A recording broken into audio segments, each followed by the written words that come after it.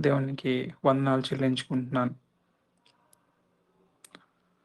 మనం స్వతహాగా దేవుణ్ణి తెలుసుకోవడం అనేది సాధ్యమయ్యే పని గాదు.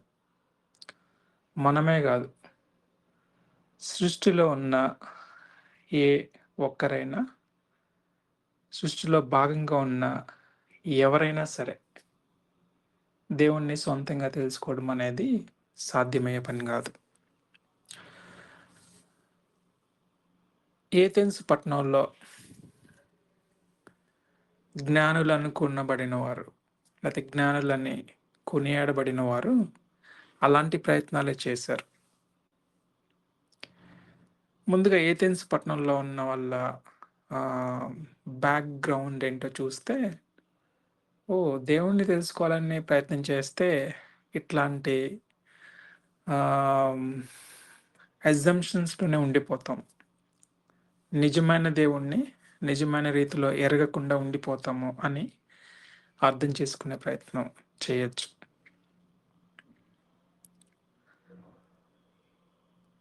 అపోస్తలుల కార్యములు 17వ అధ్యాయంలో ఆ సందర్భానికి సంబంధించిన మాటలను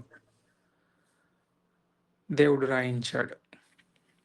ఆ సందర్భంలో ఎవరెవరు ఉన్నారని చూసినట్లయితే 17వ వచనంలో యూదులున్నారు, భక్తిపరులైన వారున్నారు.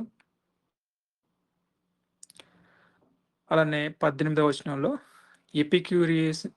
ఎపిక్యూరీలున్నారు, స్తోయికులున్నారు, కొందరు జ్ఞానులు ఉన్నారని ఉంది.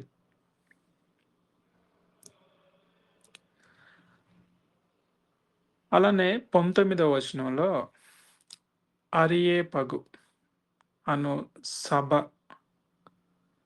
జరుగుతా ఉండేది. ఆ సభకున్న ప్రాముఖ్యత ఏంటంటే, ఎవరు వాళ్ళ యొక్క సిద్ధాంతాలను గొప్పగా అనుకుంటున్నారో, కొత్తగా కనిపెడుతున్నారో, వాటన్నిటిని ఆ సభ యొద్దకు తీసుకొచ్చి మిగతా వాళ్ళతోటి డిబేట్ చేస్తూ ఉండేవాళ్ళు. అంటే సింపుల్‌గా చెప్పాలంటే అరియోపేగస్, అరియోయపగు సభ అనంటే మహామహులు సిద్ధాంతాలను క్షుణ్ణంగా పరిశీలించి, జ్ఞానవంతంగా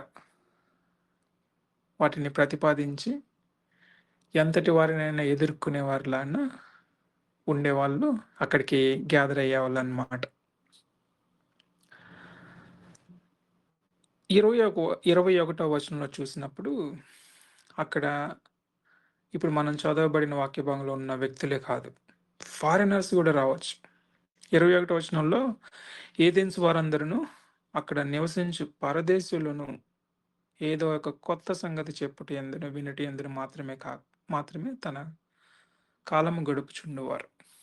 వాళ్ళు ఏథెన్స్ పట్టణంలో ఉన్న వాళ్ళకే మాత్రమే ఎలో చేయట్లా. పరదేశీయులు అంటే ఏథెన్స్ పట్టణం గ్రీసు దేశంలో ఉంది. ఈ లెటర్ రాస్తున్నప్పుడు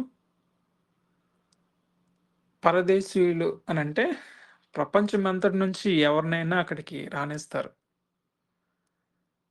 వాళ్ళ సిద్ధాంతాలని మాట్లాడటానికి అనుమతిస్తారు.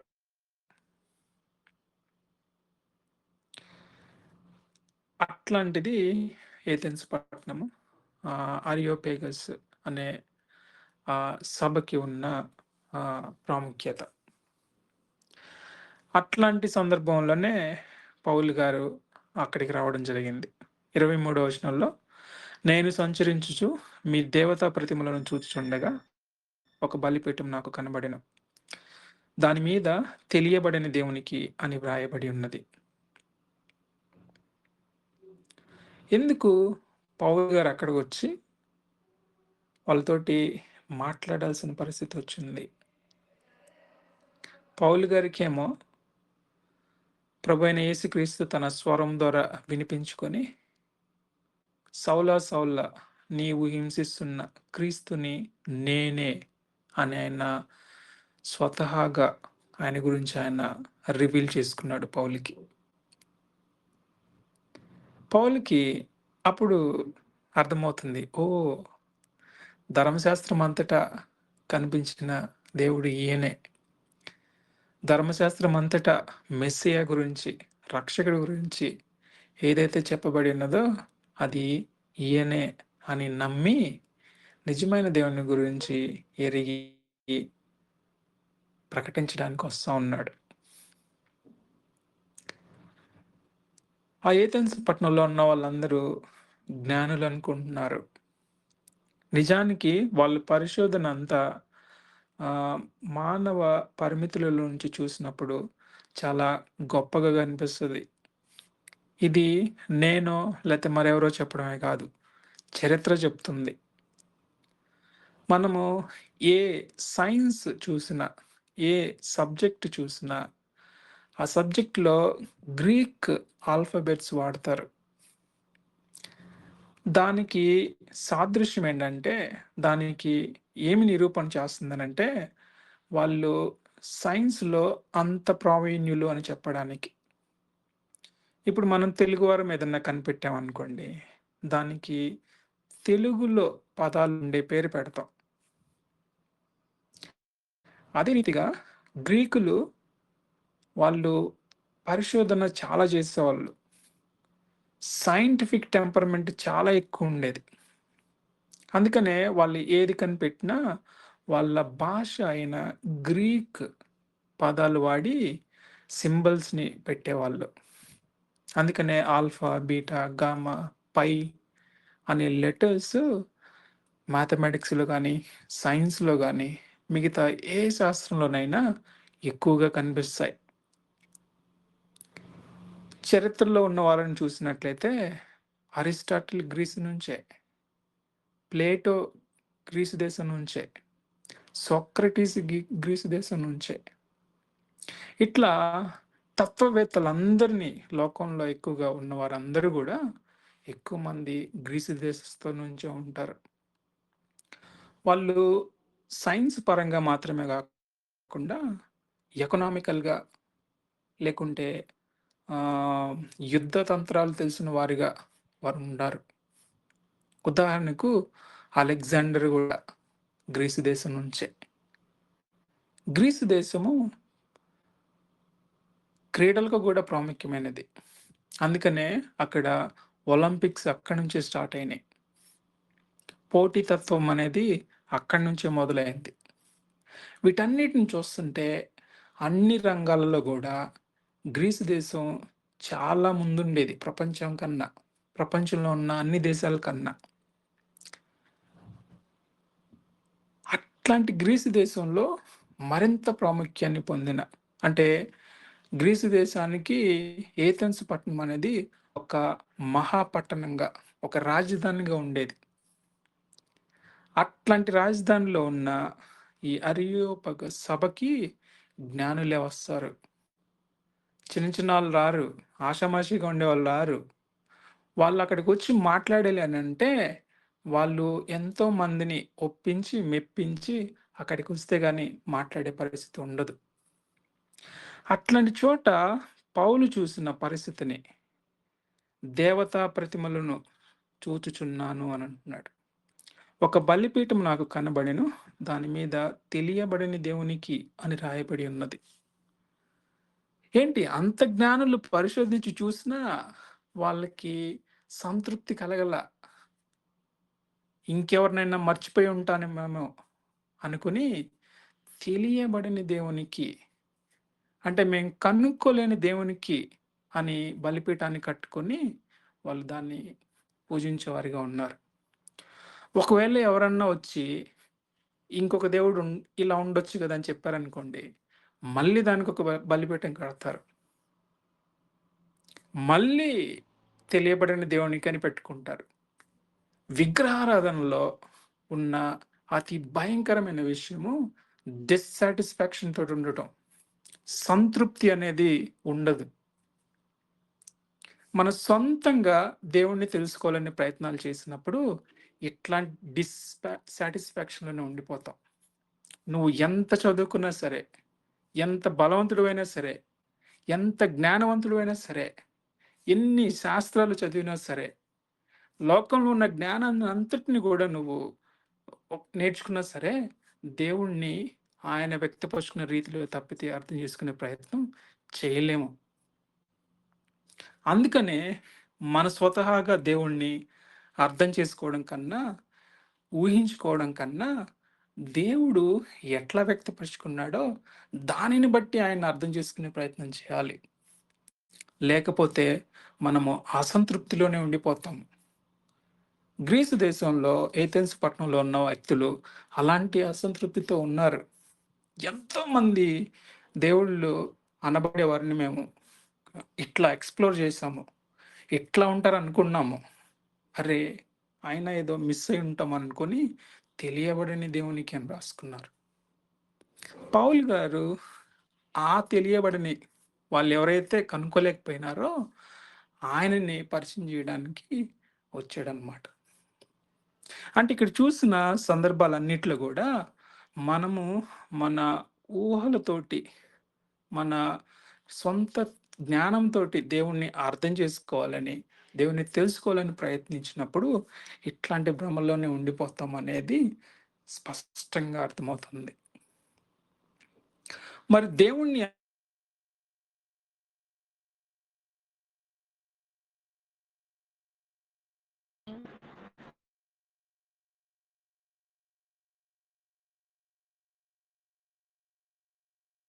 రవి అన్నయ్య, మీ వాయిస్ వినిపించట్లేదు అన్నయ్య.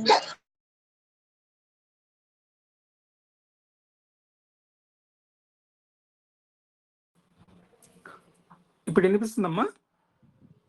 వినిపిస్తుంది అన్నయ్య. ఓకే. Thank you. సో, దేవుడు సందర్భానుసారంగా తన గురించి తాను రివీల్ చేసుకుంటా ఉన్నాడు. అవ్వ, ఆదాములతోటి తన స్వరముతోటి మాట్లాడుతా వచ్చాడు.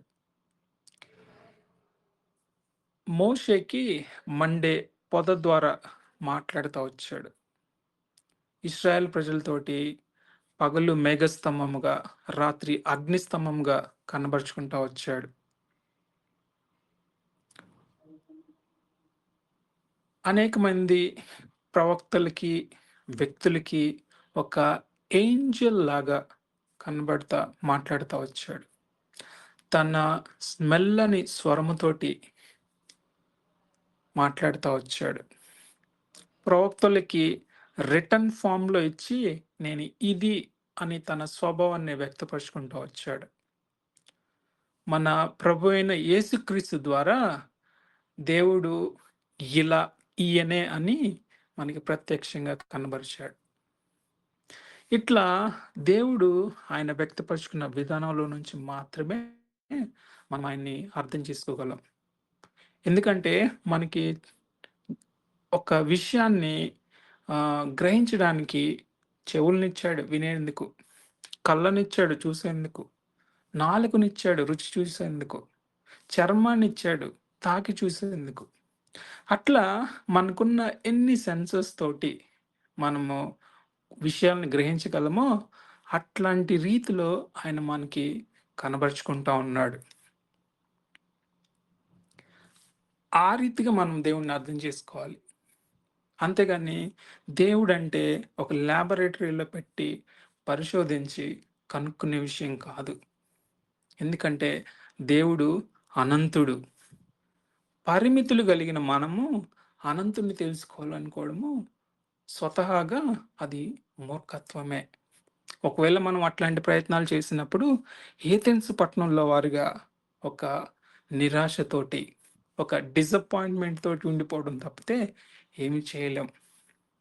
అందుకనే మనుషులు వారికి ఇష్టం వచ్చినట్టుగా ఊహించుకుంటా దేవుళ్ళు అనబడుతున్న వారిని సృజించుకున్నారు కాబట్టే లోకంలో ఇన్ని మతాలొచ్చినాయి. ఇన్ని సిద్ధాంతాలొచ్చినాయి.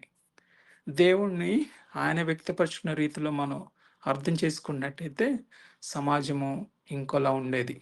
మన వ్యక్తిగత జీవితాలు ఇంకొకలాగా ఉండేవి. అందుకనే దేవుడు ఆయన వ్యక్తపరుచుకున్న రీతిలో, వ్యక్తపరుచుకున్న విధానాన్ని బట్టి దేవుణ్ణి అర్థం చేసుకోవడం అనేది చాలా ప్రాముఖ్యమైనది. మనము దేవుని యొక్క ఒక ప్రాముఖ్యమైన, ప్రధానమైన లక్షణాన్ని అర్థం చేసుకునే ప్రయత్నము మనం ఈరోజు చేద్దాం. ఆయన తన స్వభావంలో ఎలాంటి మార్పును కనబరచని వాడు కాబట్టి, ఆయన మార్పు లేని దేవుడు అని మనం వాక్యాన్ని ఆధారం చేసుకొని అర్థం చేసుకునే ప్రయత్నం చేద్దాం. ఎందుకు దేవుడిని మనము ఆయన వ్యక్తపరుచుకున్న రీతిలోనే అర్థం చేసుకోవాలా? మనం అనుకున్నట్టు చేసుకోకూడదా? ఒకవేళ ఆయన వ్యక్తపరుచుకున్న రీతిగా ఆహ్, చూస్తా ఇలా కూడా ఉండొచ్చని మనం దాన్ని బేస్ చేసుకొని అనుకోకూడదా? అనుకోకూడదు. ఆ మాట నేను చెప్పట్లా. ఆ మాట వేరే వాళ్ళు చెప్పట్లా. ఆ మాట స్పష్టంగా దేవుడే చెప్తున్నాడు. చూడండి, యోబు గ్రంథము 42వ అధ్యాయము 7వ వచనం. యోబు గ్రంథము 42వ అధ్యాయము 7వ వచనం. యెహోవా యోబుతో ఆ మాట పలికిన తర్వాత ఆయన తేమానీయుడైన ఎలీఫజుతో ఇలాగు సెలవిచ్చెను. నా సేవకుడైన యోబు పలికినట్టు మీరు నన్ను గూర్చి యుక్తమైనది పలకలేదు. కనుక నా కోపము నీ మీదను, నీ ఇద్దరు స్నేహితుల మీదను మండుచున్నది. ఈ మాట దేవుడే స్పష్టంగా చెప్తున్నది.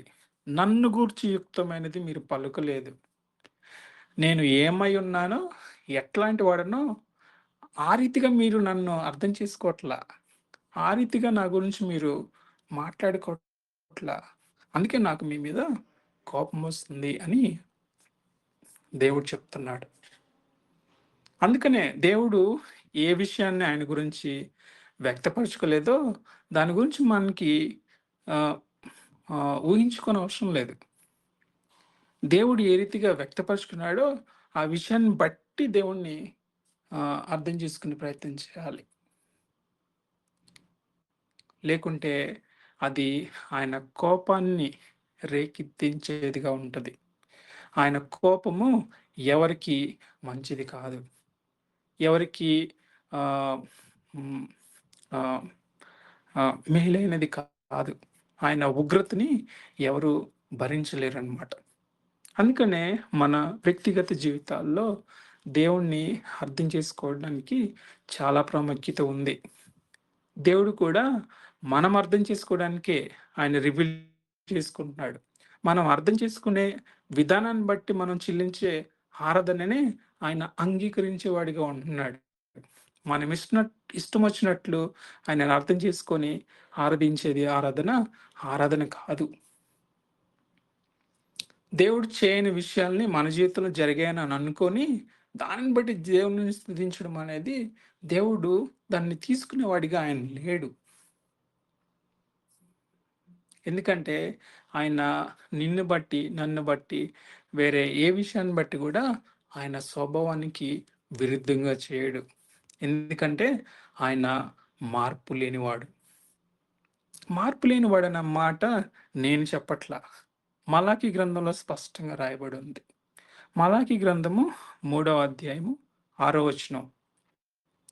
మలాకీ గ్రంథము 3వ అధ్యాయము 6వ వచనం. యెహోవానైన నేను మార్పు లేనివాడును కనుక యాకోబు సంతతి వారైన మీరు లయము కాలేదు. దేవుడు స్పష్టంగా చెప్తున్న మాట, నేను మార్పు లేనివాడను. నేను మార్పు లేనివాడను కాబట్టే యాకోబు సంతతి వారైన మీరు లయము కాలేదు అని అంటున్నాడు. ఈ సందర్భాన్ని చూసినప్పుడు మనకి స్పష్టంగా అర్థమయ్యే విషయం ఏంటంటే, దేవుడు ఒక నిబంధనను ఇచ్చాడు తన ప్రజలకి. ఆ నిబంధనలో ఏవి చేయాలి, ఏవి చేయకూడదు అనే నియమాలున్నాయి. చేయకూడనివి చేసినప్పుడు వచ్చే పనిష్మెంట్ క్లియర్‌గా ఉంది. చేయమన్నప్పుడు చేయ చే చేయమన్నవి చేయకుండా ఉన్నప్పుడు వచ్చే పనిష్మెంట్ క్లియర్‌గా ఉంది. లేకుంటే చేయమన్నవి చేసినప్పుడు వచ్చే ఆశీర్వాదాల గురించి స్పష్టంగా రాయబడి ఉంది. చేయకూడని పనులను చేయకుండా ఉన్నప్పుడు కలిగే ఆశీర్వాదాలు స్పష్టంగా ఉన్నాయి ఆ నిబంధనలో. అయితే ఇక్కడ స్పష్టంగా నేను మార్పు లేనివాడను గనుక యాకోబు సంతతి వారైన మీరు లయము కాలేదు. అబ్రాహాముని దేవుడు ఆశీర్వదిస్తానన్నాడు. ఎట్లా ఆకాశ నక్షత్రాల వలె, సముద్రపు ఇసుక రేణువుల వలె అబ్రాహాముని వృద్ధి పొందిస్తానన్నాడు. అబ్రాహాము సంతానాన్ని విస్తరింపజేస్తా అన్నాడు. అయితే అబ్రాహాము తన అవిశ్వాసంతో ఏం చేశాడనంటే హాగరుతోటి కుమారులను కన్నాడు. అయినప్పటికీ కూడా దేవుడు అబ్రహాముకి ఇస్తానన్న వాగ్దానాన్ని విడిచిపెట్టలేదు. వెనుకాడ వెనుక తీసుకోలేదు. దేవుడు వాగ్దానం ఇచ్చిన రీతిగానే అబ్రహాముకి ఇస్సాకుని కుమారునిగా ఇచ్చాడు. ఇస్సాకు ద్వారా సంతానాన్ని మరింతగా వృద్ధి పొందించాడు. ఇక్కడ మనము దేవుని యొక్క స్వభావాన్ని అర్థం చేసుకోవచ్చు.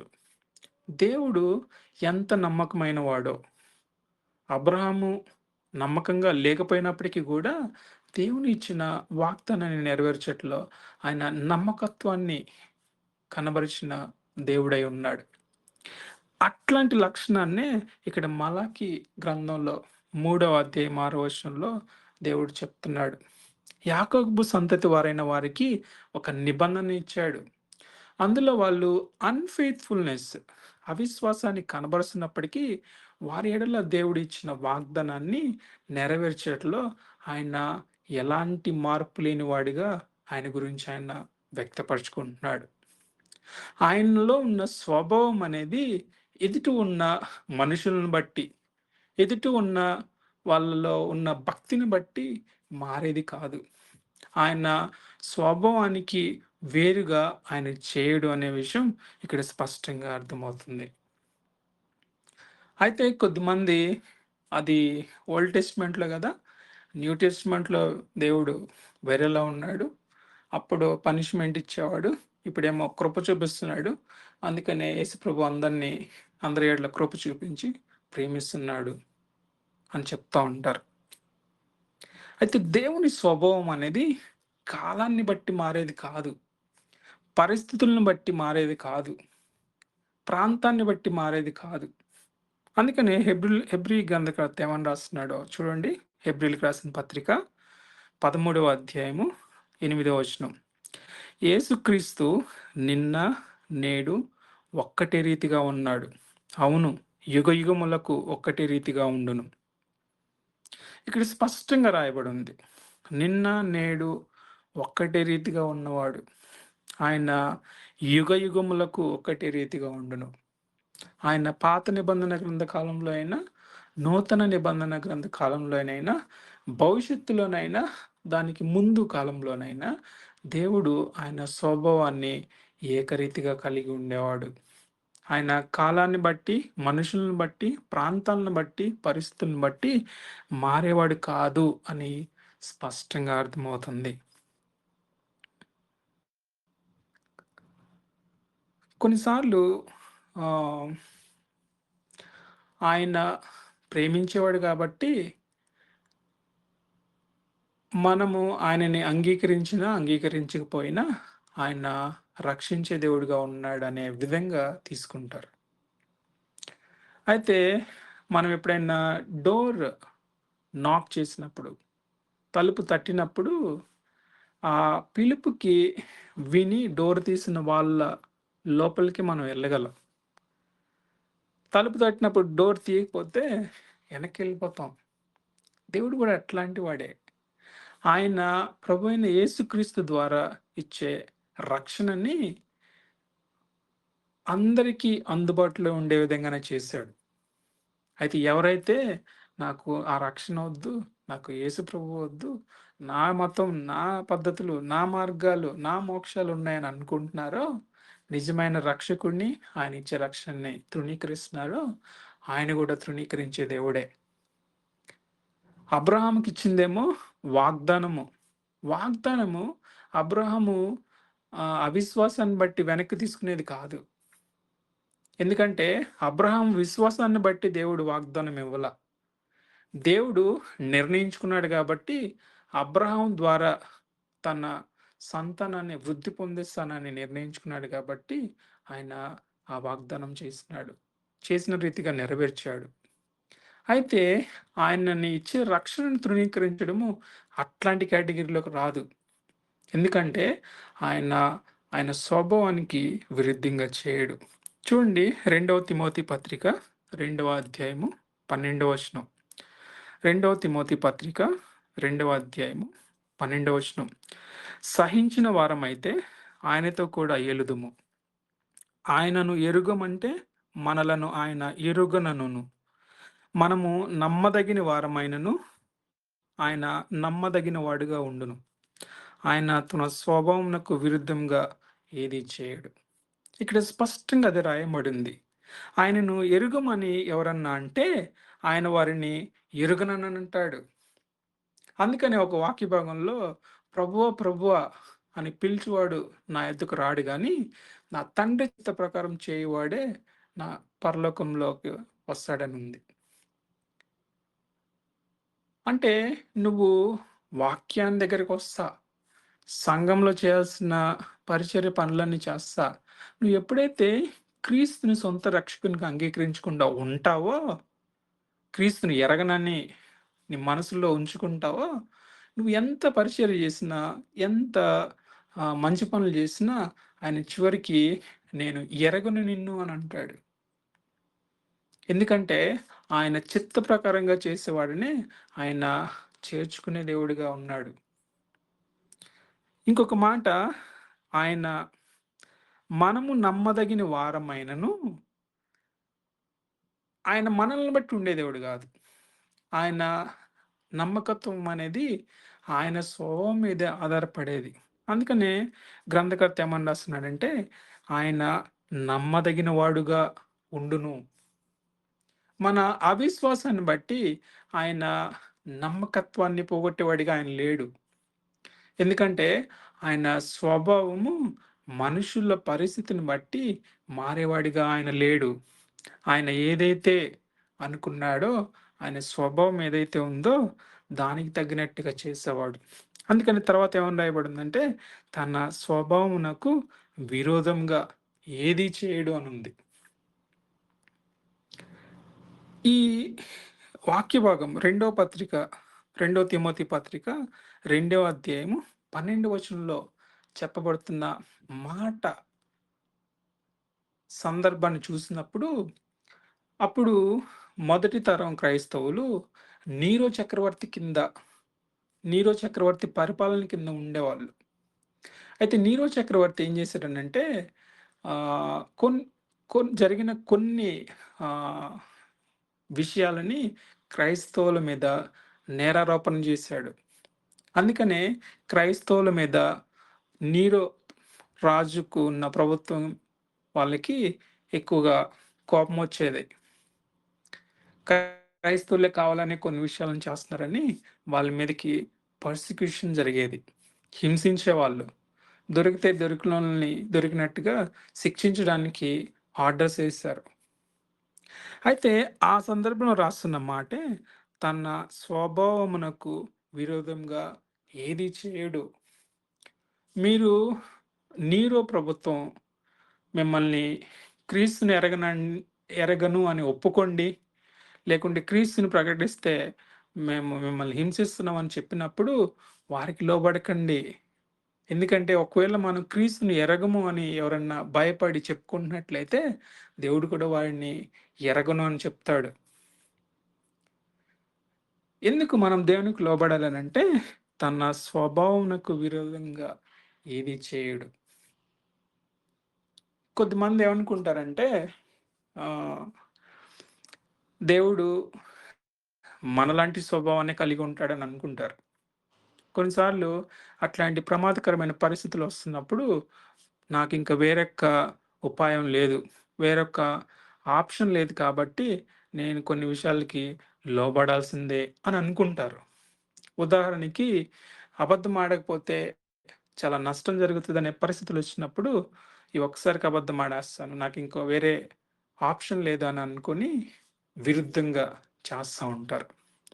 అంటే దేవుడు అబద్ధాన్ని తప్పని పరిస్థితుల్లో ఉన్నప్పుడు ఒప్పుకుంటాడు, నన్ను అంగీకరిస్తాడు అని అనుకొని చేస్తూ ఉంటారు. వాళ్ళకు కనిపించే ఒక ఉదాహరణ ఏంటంటే రేహాబ్ ఏం చేసిందనంటే యోగుల వారిని అంటే మెసెంజర్స్ని రక్షించడానికి వాళ్ళు అటువైపు వెళ్లారని అబద్ధమాడింది. వాళ్ళని ఇంట్లోనే దాచిపెట్టి అటు వెళ్లారని అబద్ధమాడింది. సో, దేవుని యొక్క మెసేజ్‌ని క్యారీ చేయడానికొచ్చిన వాళ్ళని అబద్ధమాడి రక్షించింది కాబట్టి, ఇట్లాంటి తప్పని పరిస్థితులొస్తే అబద్ధమాడిన దేవుడు మన విశ్వాసాన్ని లేకుంటే మనం చేసిన పనిని సమర్థిస్తాడు అని అనుకుంటారు. ఎందుకనంటే రెహాబు గురించి హెబ్రీ పత్రికలో రాసినప్పుడు విశ్వాసాల జాబితాలో రెహాబు చేసిన పని రాశారక్కడ. వేగుల వారిని రెహాబు ఏ రీతిగా రక్షించిందో ఆ విశ్వాసాన్ని బట్టి రాస్తున్నప్పుడు కొంతమంది ఏమనుకుంటారంటే, ఓకే, రెహాబు ఆడిన అబద్ధాన్ని వాక్యం సమర్థిస్తుందని అనుకుంటారు. లేదు లేదు. వాక్యము రెహాబు యొక్క విశ్వాసాన్ని మాత్రమే పరిగణించింది. ఆ విశ్వాసాన్ని కనబరచడానికి ఆమె ఎన్నుకున్న మార్గము తప్పే. ఎందుకంటే దేవుడు తన స్వభావానికి విరుద్ధంగా ఎక్కడ, ఎప్పుడు, ఎవరి విషయంలో కూడా చేయడు. ఎందుకంటే ఆయన సత్యవంతుడు కాబట్టి ఆయన సత్యాన్ని మాత్రమే చేస్తాడు, సమర్థిస్తాడు. ఎవరి విషయంలోనైనా సత్యవంతులుగా ఉండాలనే ఆయన ఆజ్ఞ ఇస్తాడు. అందుకనే ప్రభువైన యేసుక్రీస్తు స్ ప్రజలను గురించి ప్రార్థన చేస్తున్నప్పుడు పరిశుద్ధాత్మ దేవుని గురించి ఆయన మిమ్మును సర్వసత్యంలోకి నడిపిస్తాడని చెప్పాడు. సత్యమందు వీరిని ప్రతిష్ఠ చేయము అని చెప్పాడు. నేనే సత్యం అన్నాడు. సత్య సంపూర్ణుడు అని అన్నాడు. ఆయన స్వభావానికి విరుద్ధంగా అబద్ధమాడడాన్ని సహిస్తాడని ఎట్లా అనుకుంటారు? మరేం చేయాలి?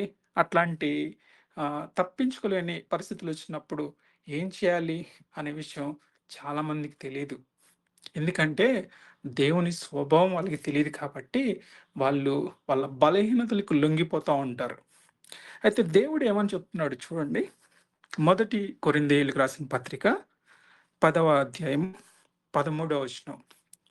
మొదటి కొరింథీయులకు రాసిన పత్రిక 10వ అధ్యాయం 13వ వచనం. సాధారణంగా మనుషులకు కలుగు శోధన తప్ప మరి ఏదియూ మీకు సంభవింపలేదు. దేవుడు నమ్మదగినవాడు.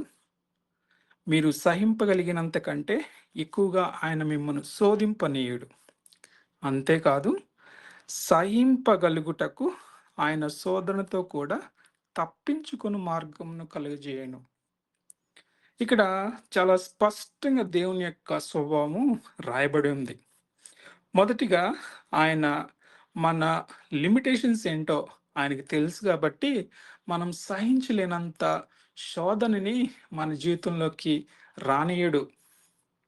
ఆయన అట్లా రానియడు కాబట్టి నన్నెందుకు శోధనలో పడేసావని దేవుణ్ణి మనం నిందించడానికి లేదు. నేను శోధనలో ఉండిపోయినాను కాబట్టి నా బలహీనతను బట్టి దానికి లొంగిపోతాను, నాకు ఇంక వేరే ఆప్షన్ లేదు అనుకోవడానికి లేదు. ఎందుకంటే మనము దానిని జయించగలిగేంత శోధనని తప్పితే దేన్ని మన జీవితంలో ఆయన అనుమతించుడని, సంభవింపదని ఆయన స్పష్టంగా చెప్పాడు. ఎందుకంటే ఆయన నమ్మదగినవాడు. మనం ఎంతైతే సహించగలుగుతామో దానికన్నా ఎక్కువగా ఆయన మన జీవితంలోకి ప్రతికూల పరిస్థితులను రానిచ్చేవాడిగా ఆయన లేడు. అంతేగాని ఒక మాట రాయబడి ఉంది దేవుని గురించి స్పష్టంగా, సహింపగలుగుటకు ఆయన శోధనతో కూడా తప్పించుకొని మార్గమును కలుగజేయను. ఆయన మనల్ని ఒకవేళ శోధనలోంచి బయటికి రాలేని పరిస్థితులు ఉన్నప్పుడు మనం దానికి లోబడటంగా చేయాల్సిందే. దేవుని మీద ఆధారపడినప్పుడు ఆయన ఒక మార్గాన్ని చూపిస్తానంటున్నాడు. శోధనతో కూడా తప్పించుకొని మార్గాన్ని ఆయన కలుగు చేస్తాడు అని అంటున్నాడు. మరి రెహాబుకు వచ్చిన పరిస్థితులు వచ్చినప్పుడు ఏం చేయాలని దేవుని స్వభావాన్ని బట్టి అర్థమవుతుందని అంటే, మనం అబద్ధం ఆడనక్కర్లా. అబద్ధం ఆడుకుని ఉంటే చాలు. దాని నుంచి, ఆ ప్రమాదం నుంచి, ఆ బలహీనత నుంచి తప్పించుకునే మార్గాన్ని ఆయన కలుగజేస్తానంటున్నాడు. ఎందుకంటే ఆయన స్వభావానికి విరుద్ధంగా ఆయన చేయడు కాబట్టి. అందుకనే మనం ఎట్లాంటి పరిస్థితులొచ్చినప్పటికీ దేవుని మీద ఆధారపడడం అలవాటు చేసుకోవాలి. ఎందుకంటే ఆయన మాత్రమే నమ్మదగినవాడు. ఆయన మాత్రమే మన బలహీనతలను ఎరిగి, మనం దానిని జయించగలగడానికి కావాల్సిన సామర్థ్యాన్ని ఇచ్చే దేవుడు. ఒకవేళ మనం దానిని జయించలేము అనే పరిస్థితి ఉన్నప్పుడు, దాని నుంచి తప్పించుకునే మార్గాన్ని ఏర్పాటు చేసే దేవుడుగా ఆయన ఉన్నాడు. ఎందుకంటే ఆయన నమ్మకమైన వాడు. ఎట్లా మనం లోకంలో ఉన్నవారిలానే పరిస్థితులను బట్టి, బలహీనతలను బట్టి లొంగిపోతా ఉంటాం. మనం ఆధారపడాల్సింది దేవుని మీద, దేవుని స్వభావం మీద.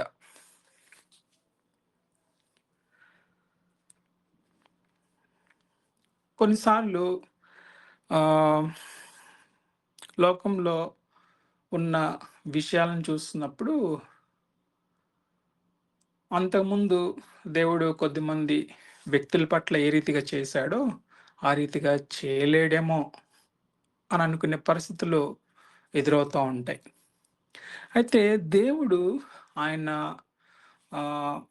మనకి కలిగే పర్సిక్యూషన్ నుంచైనా, శోధన నుంచైనా, ఎట్లాంటి బలహీనత నుంచైనా తప్పించడానికి, విడిపించడానికి, జయించడానికి కావాల్సిన సామర్థ్యం కలిగిన వాడు, అధికారం కలిగిన వాడు. ఎందుకంటే ఆయన సర్వ సృష్టికి గూడా ఆయనే ఆధారమై ఉన్నాడు. ఎందుకు సర్వ సృష్టి గురించి మనం మాట్లాడుకోవాలా? అంటే సర్వ సృష్టికి, దేవుడికి ఎట్లాంటి రిలేషన్ ఉందనేది మనం అర్థం చేసుకోవాలా? అర్థం చేసుకోవాలి. ఎందుకంటే లోకంలో చాలామంది ఆహ్, కాలానికి భయపడతారు. ఎందుకంటే కాలాన్ని వెనక్కు తీసుకురాలేరు గాబట్టి. భవిష్యత్తుని గురించి తెలుసుకోలేరు గాబట్టి భవిష్యత్ అంటే భయం. ఈ భూమి మీద మనుగడ చాలా కష్టమయ్యే పరిస్థితులు ఉంటున్నాయి గాబట్టి, పదార్థం అంటే భయం. మ్యాటర్ అంటే భయం. ఈ పదార్థము, టైము ఇవన్నీ కలిగి ఉండాలంటే స్పేస్ ఉండాలి. అందుకనే సృష్టికి దేవుడు, సృష్టికి మనిషి భయపడుతున్నాడు. అందుకనే దేనికైతే భయపడాల్సొస్తుందో, ఏదైతే గొప్పగా కనిపిస్తుందో దానిని ఆరాధించడం మొదలుపెట్టాడు. అందుకనే భూమాత అనే పేర్లొచ్చినాయి. తల్లిదండ్రులంటే గొప్పగా కనిపిస్తారు. వాళ్ళు లేకపోతే జన్ముండదు గాబట్టి, మాతృదేవోభవ, పితృదేవోభవ అని అన్నారు. జ్ఞానం లేకుండా మన మనుగడ కష్టమైతది గాబట్టి, జ్ఞానాన్ని పంచే టీచర్‌ని ఆచార్య దేవోభవ అంటున్నారు. అవన్నీ ఎంత ఆహ్, ఆహ్, సత్యానికి విరుద్ధమైన మాటలో మీరు గమనించవచ్చు.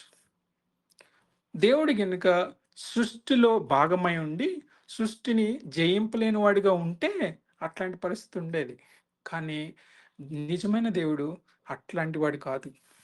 ఆయన సర్వ సృష్టిని చేసి, సర్వ సృష్టిని కొనసాగిస్తా, సర్వ సృష్టిని గూడా ఆయన అధికారం చేత రూల్ చేసేవాడిగా ఉన్నాడు. అందుకనే ప్రభువైన యేసుక్రీస్తు గురించి కొలస్సీలకు రాసిన పత్రికలో ఏముందో చూడండి. కొలస్సీలకు రాసిన పత్రిక 1వ అధ్యాయము 15-17 వచనాలు. ఆయన అదృశ్య దేవుని స్వరూపి అయి సర్వ సృష్టికి ఆది సంభూతుడై ఉన్నాడు.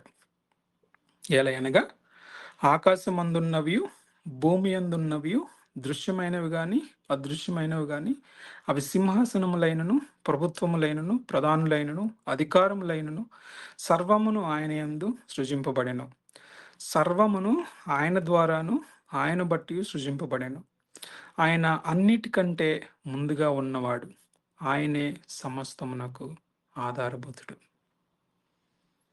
నువ్వు భూమికి లోబడనక్కర్లా. టీచర్లకి దేవుడికి ఇవ్వాల్సిన స్థానాన్ని ఇవ్వనక్కర్లా. తల్లిదండ్రులకి దేవుని స్థానాన్ని ఇవ్వనక్కర్లా. ఎందుకంటే దేవుడు సమస్త సృష్టికి కూడా అతీతంగా ఉన్నవాడు. అవి దృశ్యమైన, అదృశ్యమైనవైన, సింహాసనములైన, ప్రభుత్వములైన, ప్రధానులైన, ఎట్లాంటి అధికారమైన అన్నీ కూడా ఆయనకి లోబడి ఉన్నవే. సమస్తము కూడా ఆయన మీద ఆధారపడాల్సిందే. ఆయన యందు సృజింపబడినవే. ఆయన వీటన్నిటికన్నా ముందు నుంచి ఉన్నవాడు. ఆయనకి ఆధారము సృష్టి కాదు. ఆయనే సర్వ సృష్టికి గూడా ఆధారభూతుడిగా ఉన్నాడు. ఎట్లా నువ్వు మిగతా వాటిని ఆరాధించడానికి, లేకుంటే దేవునికి ఇవ్వాల్సిన స్థానాన్ని ఇవ్వడానికి చూడగలవు? చూడలేము. అందుకనే లోకంలో చాలామంది ఆహ్, చాలా భయంకరమైన పరిస్థితుల్లో ఉండిపోతున్నారు. అట్లాంటి వారిని విడిపించాలనంటే మనం ఫస్ట్ దేవుడిని అర్థం చేసుకోవాలి. దేవుని యొక్క గొప్పదనాన్ని, ఆయన మార్పు చెందని స్వభావాన్ని బట్టి మనం వారికి దేవుణ్ణి పరిచయం జేయాలి. వారిలాగా ఉండిపోయి, ఆ! నిజమే తల్లిదండ్రులు లేకపోతే మనం లేం కదా! అనేలాగా వెళ్ళటం కాదు. తల్లిదండ్రులు అనేది పిల్లల్ని కలగటానికి దేవుడు ఎన్నుకున్న ఒక సాధనం మాత్రమే. పిల్లలు లేని తల్లిదండ్రులు లేరా? తల్లిదండ్రులు అట్లాంటి ఎబిలిటీ ఉంటే మరి పిల్లల్ని కనాలి గదా! తల్లిదండ్రులు లేని పిల్లలు చాలామందున్నారనంటే, పిల్లలు కలగడం అనేది తల్లిదండ్రుల మీద కాదు, కంప్లీట్‌గా ఆధారపడింది. దేవుడు నిర్ణయించాడు గాబట్టి, దేవుడు నిర్దేశించాడు గాబట్టి పిల్లలు కలుగుతున్నారు. మరప్పుడు ఎవరిని ఆరాధించాలి? తల్లిదండ్రులనా? లే. దేవుణ్ణి మాత్రమే ఆరాధించాలి. తల్లిదండ్రుల్ని గౌరవించాలి. వాక్యం అదే చెప్తుంది. టీచర్‌ని ఆహ్, గౌరవించకూడదా అంటే, టీచర్స్‌ని గౌరవించాలి.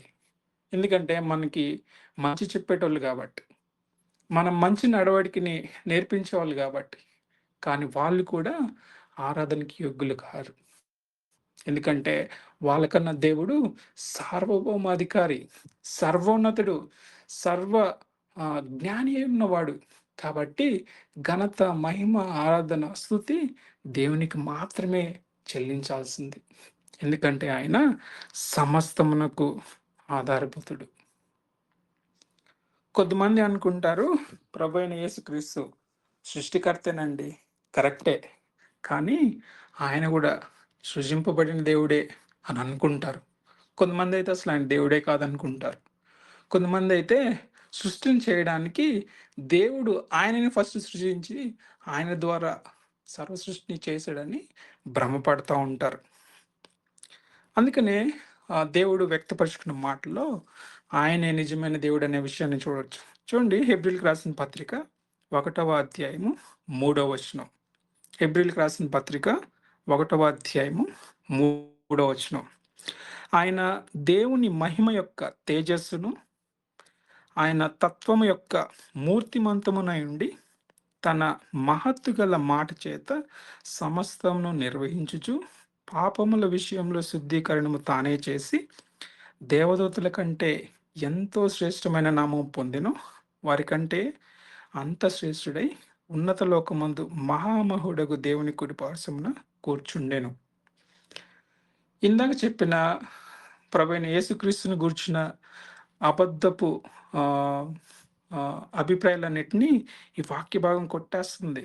యేసు ప్రభు సృజింపబడినవాడు కాదు. సర్వ సృష్టిని చేయడానికి యేసు ప్రభువుని సృజించి దేవుడు చేయలా. యేసు ప్రభువే దేవుడు.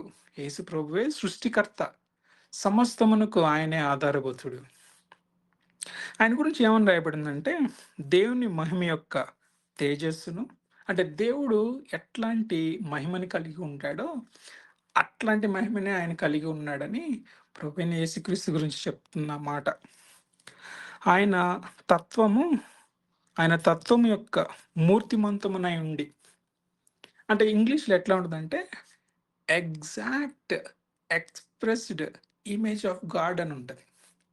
అంటే దేవుడు ప్రత్యక్షంగా మనకాయన కనబరుచుకోవాలనంటే అది ప్రభువైన యేసుక్రీస్తు ద్వారా కనబరుచుకున్నాడని అంటున్నాడు. అంటే ప్రభువైన యేసుక్రీస్తే దేవుడని పర్ఫెక్ట్‌గా పోర్ట్రే చేస్తుంది ఈ వచనం. కాబట్టి ప్రభువైన యేసుక్రీస్తు సృజింపబడినవాడు కాదు. ఆయనే దేవుడు. ఆయనే సర్వ సృష్టికి ఆధారభూతుడు.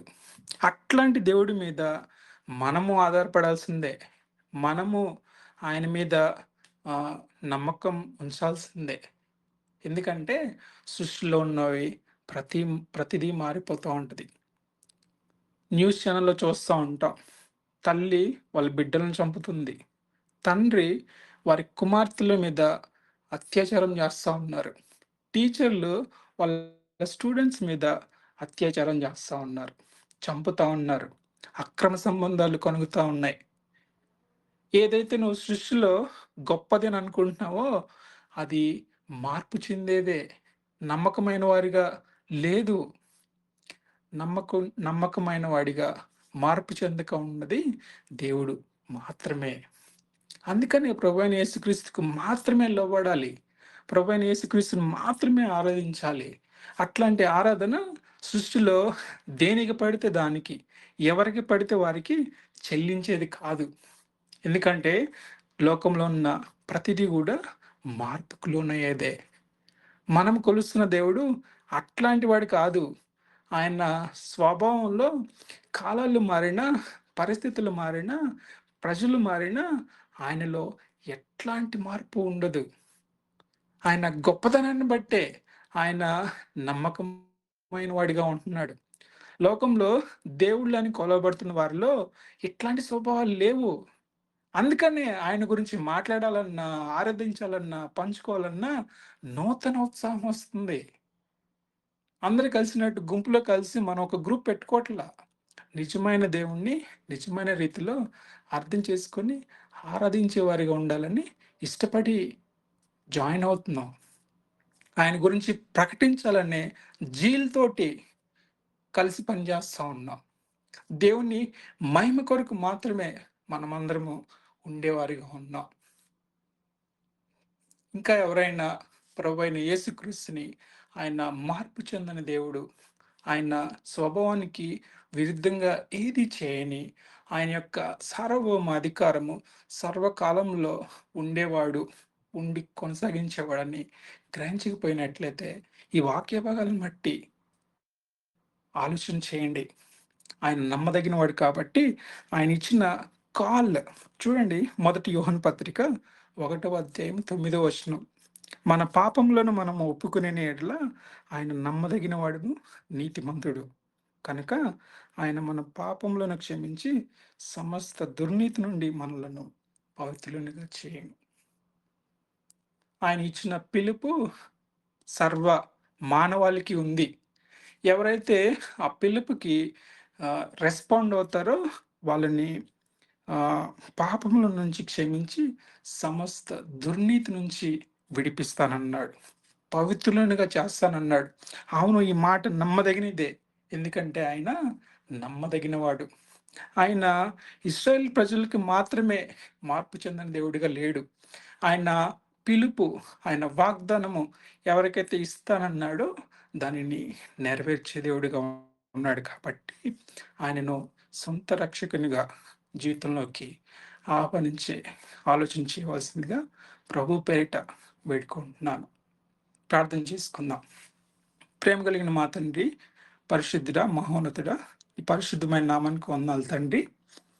నాయన, మీ యొక్క లక్షణాలను మీరు వ్యక్తపరచుకుని తెలియపరచుకుంటే తప్పితే మేము గ్రహించలేని బలహీనలము, మాయల కనికరపడి జాలిపడి నాయన అనేక విధాలుగా మాకు వ్యక్తపరుచుకుంటూ ఉన్నారు. ప్రభువైన యేసుక్రీస్తుని నాయన ఈ లోకానికి పంపి నిజమైన దేవుని స్వభావము మాకు ప్రత్యక్షంగా కనపరిచినందుకు మీకు స్తుతులు చెల్లించుకుంటున్నాను. తండ్రి, మీలో ఎలాంటి మార్పు ఉండదు. మీరు కాలాన్ని బట్టి, పరిస్థితిని బట్టి, మనుషులను బట్టి, నాన్న ఎట్లాంటి విషయాన్ని బట్టి అయినా మీరు మార్పు చెందిన దేవుడు. తండ్రి, మీ స్వభావానికి విరుద్ధంగా మీరు ఎక్కడూ చేయరు అని, ఉండేవారు కాదని మీ యొక్క మార్పు చెందని తత్వాన్ని బట్టి మిమ్మల్ని ఆరాధించుకుంటున్నాను, గనుపరుస్తున్నాను. తండ్రి, ఇట్లాంటి అండర్‌స్టాండింగ్ మేము కలిగి ఉండటానికి మమ్మల్ని ప్రేరేపిస్తున్నందుకు మీకు స్తుతులు చెల్లించుకుంటున్నాను. మీ గురించిన మాటలను మరింతగా అర్థం చేసుకోవడానికి, మిమ్మల్ని మరింతగా అర్థం చేసుకోవడానికి సహాయం దయచేయండి. అయినా ఈ గ్రూప్‌లో ఉన్న ప్రతి ఒక్కరిని గూడా మాటలు చూసి నింపి, ఉత్తేజపరిచి, అనేక మందికి మేలుకరంగా ఉండటానికి సహాయం దయచేయమని నేను వేడుకుంటున్నాను. తండ్రి నాయన, ఈ లోకంలో ఉన్న ఏది కూడా మీకు చెల్లించాల్సిన ఆరాధనకి పొందటానికి యోగ్యమైనది కాదు. మీరే ఆరాధనకి యోగ్యుడు అని పూర్తిగా విశ్వసిస్తూ ఈ ఘనత, ప్రభావము మీ నామానికి చెల్లిస్తూ ఈ కొద్ది ప్రార్థనను అడిగి పెట్టుకుంటున్నాను తండ్రి. ఆమేన్. మన తండ్రి అయిన దేవుని యొక్క ప్రేమయు, మన ప్రభు అయిన యేసుక్రీస్తు వారి యొక్క కృపయు, పరిశుద్ధాత్మ దేవుని నిత్య అన్యోన్య సహవాసము ఇప్పుడు మనందరికీ సర్వలోక సార్వత్రిక సంఘంలో ఉన్న ప్రతి ఒక్కరికి సదాకాలం తోడైండును గాక. ఆమేన్.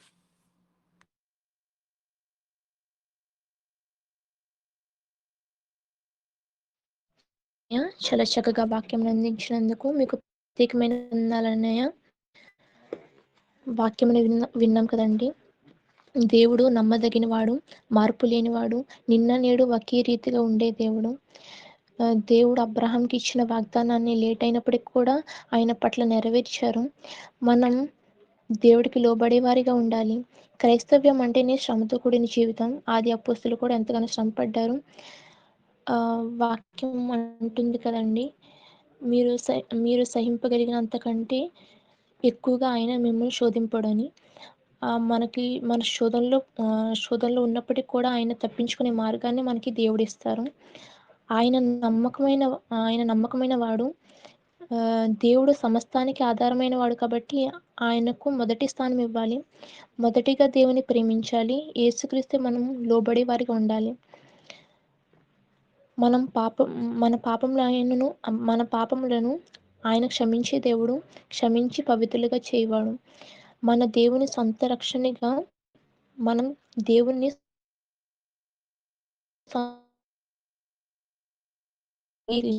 థ్యాంక్ యూ అన్నయ్య. చాలా చక్కగా వాక్యం అందించినందుకు మీకు ప్రత్యేకమైన వందనాలు అన్నయ్య. మీరు ఎవరికైనా ప్రేయర్ రిక్వెస్ట్లు ఉన్నట్లయితే అడ్మిన్స్కి మెసేజ్ చేయండి, మీకోసం ప్రార్థన చేస్తాం. అలానే వాక్యం చెప్పిన రవి అన్నయ్య కోసం కూడా మీ అనుదిన ప్రార్థనలు జ్ఞాపకం చేసుకోండి. ఇంతటితో సమయాన్ని ముగించబడుతుంది. అందరికీ వందనాలు.